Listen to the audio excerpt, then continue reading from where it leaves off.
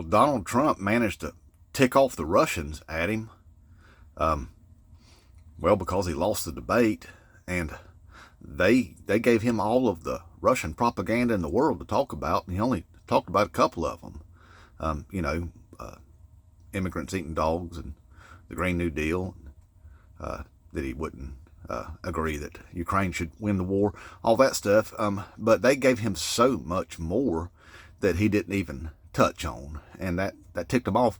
Now, I don't know what we're going to do going forward because, the Department of Justice is cracking down on all that Russian propaganda and stuff, and they said that's just the tip of the iceberg that they showed us so far.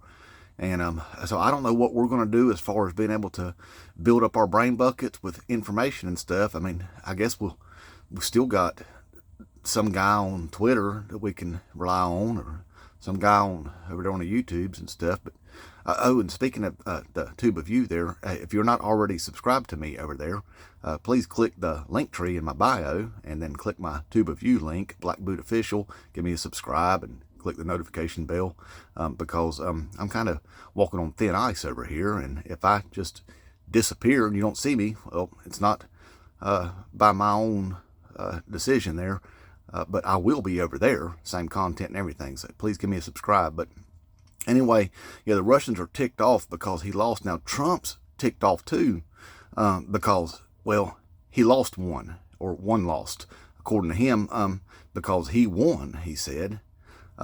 But he lost, he said, because he says it was rigged. So therefore it must have been that he lost, he thinks, but he says he won. I'm confused. I don't really know. Now, the polls and stuff say that 37% of people say he won, which, hey, ironically is the same percentage of people that's going to vote for him in November. So there could be something to that. But he says that it wasn't fair. That it wasn't fair that the moderators, you ain't gonna believe this, they asked him questions, and they asked her questions, and that wasn't fair. And to make it worse, is she knew the answers to the questions that they asked, and he didn't know the answers to the questions that they asked. And I could see where he might feel a little bit frustrated with that. But the thing is I always thought that the kind of the goal of a debate is to know the answers, study for the debate and stuff like that. Now, he did have a debate prep team there, and so did that Kamala Harris. She had her debate prep team. Now, she went and got her, you ain't gonna believe this either, she went and got her a Donald Trump impersonator to practice debate with. Y'all, that's a genius idea right there, I think.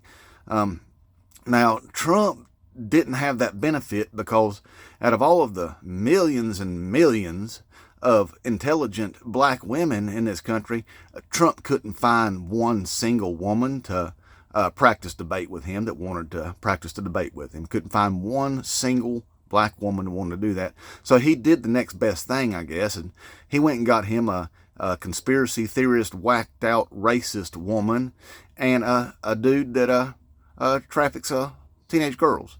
Laura Loomer and Matt Gaetz.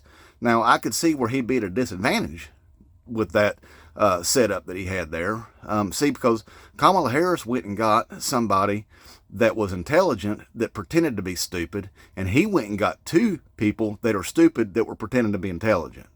And so that's probably where he ran into his little snag right there. And I could see that he probably got sidetracked a lot because, him and Laura Loomer probably ran off in a lot of conspiracy theories, some rabbit holes and stuff. So he spent a lot of his time probably chasing rabbit holes and stuff like that with Laura Loomer and having good racist conversations and stuff. And then, him and Matt Gaetz just sit there and just reminisced about the good old days about assaulting teenage girls and stuff. So he probably stayed pretty busy doing things other than debate prep and stuff. So I could see where that probably led to a lot of problems for him. Now, but he did at that debate at least remember to mention some of that Russian propaganda and stuff, like immigrants eating dogs and cats and stuff like that, and mentioning the Green New Deal, see, because Russia, their only real export is oil and natural gas. So without that, and with some Green New Deal, if all of Europe and all that gets on board, Russia ain't happy about that. So that Green New Deal stuff is a bunch of Russian propaganda, you know. So anyway, he did get to mention that, but didn't get to hammer it home because that Kamala Harris lady was way too smart for him and started setting a bunch of traps for him, getting him derailed. But anyway, he did mention that. He got some of his Russian propaganda in, and the Green New Deal talk stuff. But, oh, and speaking of a Green New Deal, Florida is getting a Green New Deal. Yeah, they sure are. It's called recreational weed is going to be on the ballot. That's their Green New Deal. And see, that's gonna produce a lot of some high turnout, if you know what I'm saying. So there's going to be a lot of people voting in that Florida election that ain't normally voting. And right now, that Kamala Harris lady, she's only within 2 points of Donald Trump of taking the lead in Florida. And there's still quite a bit of time to go there, and she's got momentum, y'all. She's got momentum. I mean, there's people down there in the villages giving her golf cart parades, and that's Trump territory, y'all. That's Trump territory. She's taking it from him.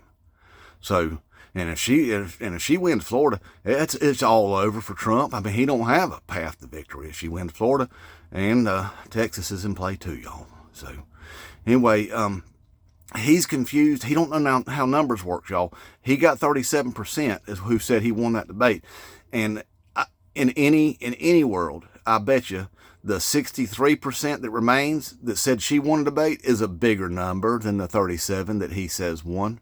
And somebody needs to talk to him about numbers and stuff, explain to him how they work. But he lost, y'all. And like I said, that 37% is seems to be the number that's going to vote for him in November. All right? Inmate Trump 2024.